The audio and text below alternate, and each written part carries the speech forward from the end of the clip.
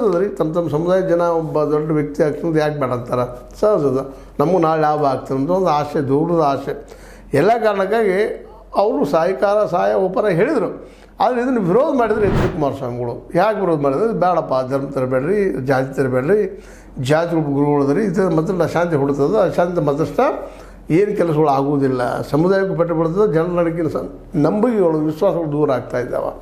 ಯಾರು ಒಕ್ಕಲಿಗರಾಗಲಿ, ಕುರುಬರಾಗಲಿ, ಇನ್ನೂ ಜಡ್ಜರಾಗಲಿ, ಅವ್ರು ಆಗೋರಾಗಲಿ, ಯಾರು ಯೋಗ್ಯತೆಯವರಾಗಲಿ, ಹೈಕಮಾಂಡ್ ಯಾರು ಹೇಳ್ತೈತೆ ಅದು ಮಾಡಲಿ ಅನ್ನುವಂಥ ಮಾತುಗಳನ್ನು ನಾವು ಮೇಲೆ ಕೇಳ್ತಾ ಇದ್ದೀವಿ. ಇಂಥ ಸಂದರ್ಭದಲ್ಲೇ ಒಂದಿಷ್ಟು ನಮ್ಮ ಮಠಾಧೀಶರು ಒಂದಿಷ್ಟು ಅದರ ಎಂಟ್ರಿ ಆಗಿದ್ದು, ಅದೇ ಕಾರಣ ಡಿ ಕೆ ಶಿವಕುಮಾರ್ ಅವರು ಬೆನ್ನಿಗೆ ನಿಲ್ಲುವಂಥ ಪ್ರಯತ್ನ ಮಾಡಿದ್ದು. ಡಿ ಕೆ ಶಿವಕುಮಾರ್ ಅವರು ಮೌನಂ ಸಮ್ಮತಿ ಲಕ್ಷಣ ಬಂದಂಗೆ ಮೌನಿದ್ದು, ನಂತರದಲ್ಲಿ ಅದು ಪ್ರಾಬ್ಲಮಾಗಿ ಕರೆಕ್ಟ್ ಆಗ್ಬೇಕಂಡ್ರೆ ಕೂಡ ಮಾಡಬೇಡ್ರಿ ರಾಜಕಾರಣ ಅಂತ ಸೂಕ್ಷ್ಮವಾಗಿ ಸಂದೇಶ ಕಳಿಸಿದ್ದು.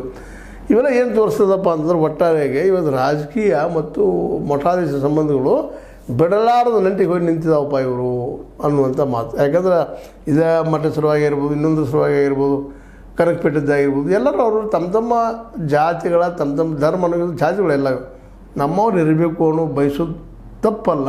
ಆದರೆ ಈ ಒಂದು ಪ್ರಜಾಪ್ರಭುತ್ವದಲ್ಲಿ ಇಂಥ ವಿಚಾರಗಳು ಬರಬಾರ್ದು ನಮಗೆ ಮಾಡರ್ನ್ ಇಶ್ಯೂದಲ್ಲಿ, ಮಾಡರ್ನ್ ಕಾಲದಲ್ಲಿ ಅನ್ನುವಂಥದ್ದು ಮತ್ತು ಏನಪ್ಪ ಅಂದ್ರೆ ಸ್ಪಷ್ಟ ಅಭಿಪ್ರಾಯ.